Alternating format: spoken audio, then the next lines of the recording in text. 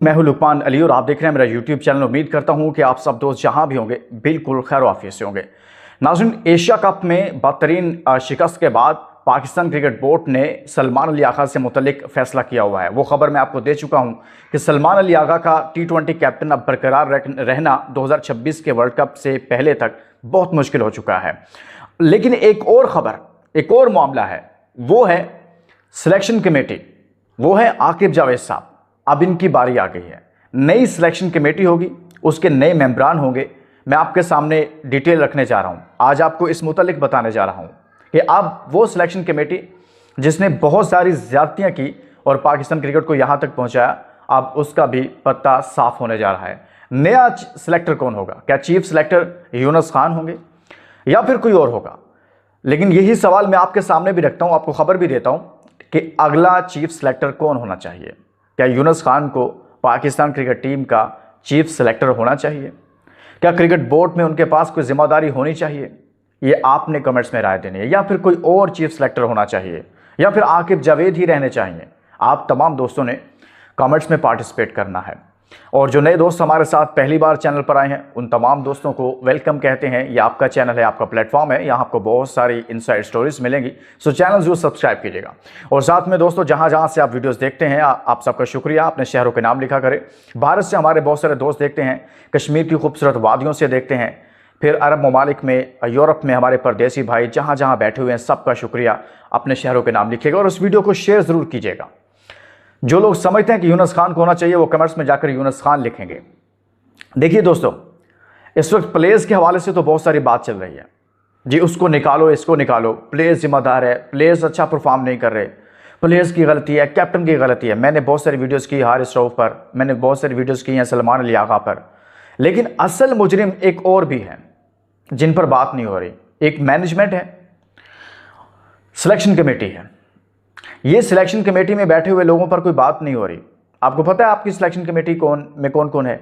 आकिब जावेद साहब हैं, असद शफीक साहब हैं, आई थिंक अजहर अली साहब हैं, अलीम डार साहब हैं। अब ये सब लोग कहाँ हैं?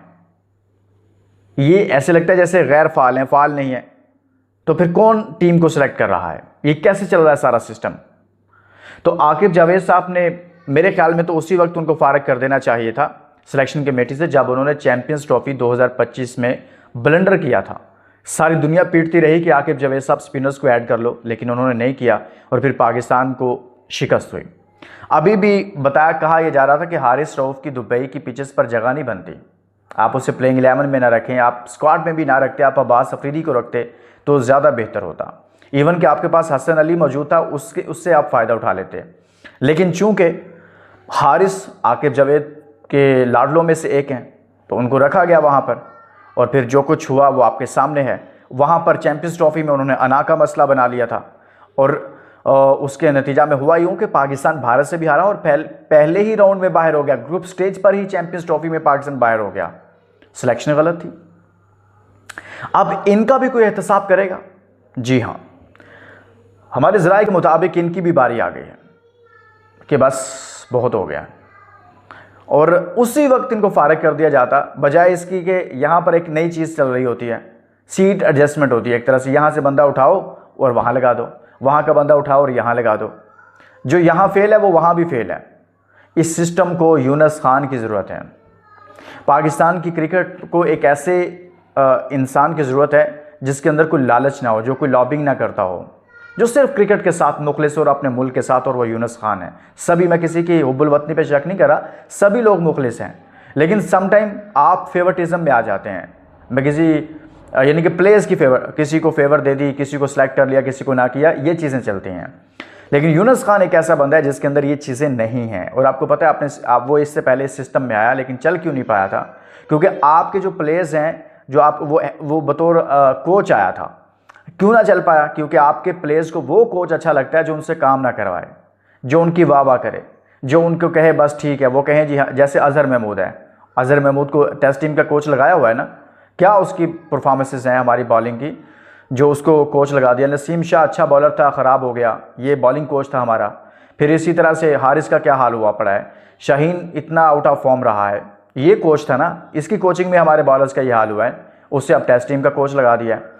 तो ये इस तरह के कोच चाहिए होते हैं जो प्लेयर्स स्ट्रॉन्ग होते हैं ना, प्लेयर्स बड़े सुपरस्टार होते हैं, तो इनके साथ जो मिलकर चल सके, जो इनकी बात में, इनकी हाँ में ना करे। लेकिन यूनुस खान तो ऐसा नहीं है, वो तो कहेगा कि भाई ये चीज़ करनी है तो आपने करनी है, तो इसीलिए वो सिस्टम में चल नहीं पा रहा था। लेकिन अब हमारी इतलात के मुताबिक अब कुछ चेंजेस होने जा रही हैं, और उन चेंजेस में एक ये भी है सिलेक्शन कमेटी के हवाले से कि यूनुस खान को कहीं ना कहीं लाया जाएगा।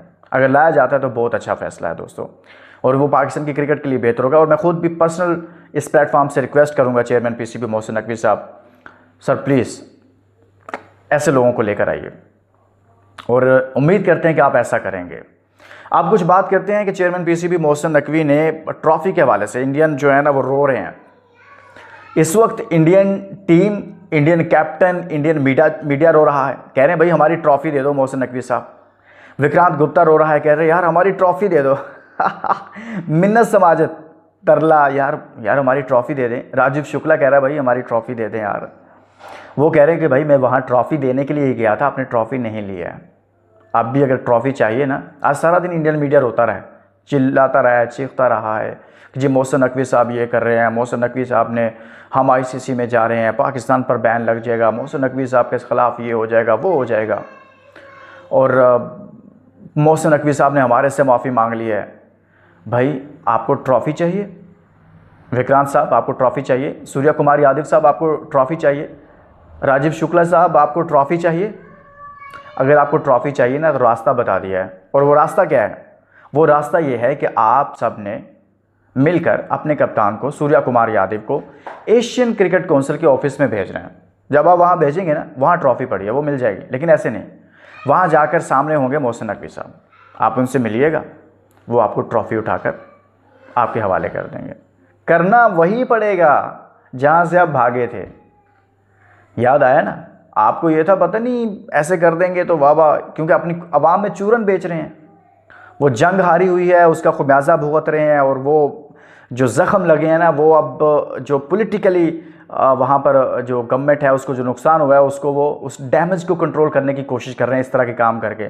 और इवन कि ये अंदाज़ा लगाओ कि वो कह रहा था ये ऑपरेशन सिंदूर है, मोदी जो मैच जीता, अगर आपका ये ऑपरेशन सिंदूर है यार, अपनी फोर्सेस का क्यों मजाक उड़ा रहे हो? और भाई ये खेल है, किसी ने जीतने किसी ने, वो जंग थी, आप कहाँ ले आए यार? क्या बेचते हो अपनी आवाम को? क्यों इतना बेवकूफ़ बनाते हो यार? इससे डैमेज कंट्रोल होगा, इससे 7 राफेल जो गिरे हैं उसका नुकसान पूरा होगा। ट्रंप कह रहा है 7 है, हम कह रहे हैं 6 है। क्या वो आपका जो सियासी नुकसान हुआ है वो इससे आप पूरा करना चाहते हैं? कर लें यार इतने बेवकूफ़ समझ से बाहर है यार। लेकिन इन्होंने खेल के साथ वाकई में बड़ा खिलवाड़ किया है, बड़ी ज़्यादती की है, गेम के साथ की है, ये नई चीज़ का आगाज़ किया है इन्होंने। दोस्तों ट्रॉफ़ी इनको मिलेगी, लेकिन ऐसे नहीं जैसे मोहसिन नकवी साहब कह रहे हैं ना, वैसे मिलेगी। आपको जाना पड़ेगा। इजाज़त दीजिए, अपना बहुत सारा ख्याल रखिए। अल्लाह हाफ़िज़। मुझे हंसी आ रही है इनकी हरकतों पे। अल्लाह हाफ़िज़।